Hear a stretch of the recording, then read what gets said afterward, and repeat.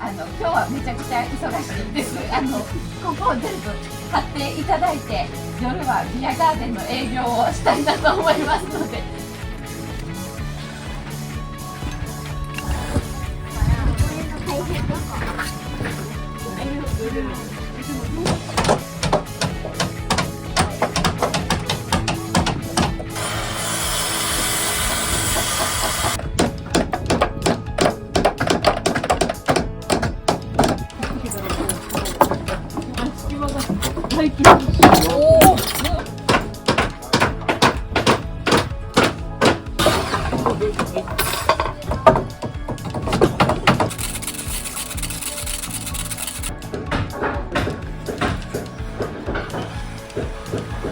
だいぶマシになったじゃん。だいぶマシになったね。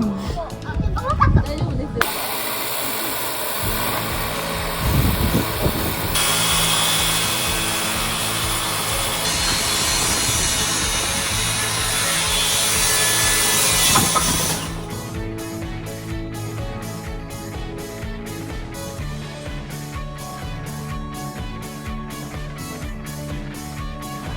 夜営業始まりました。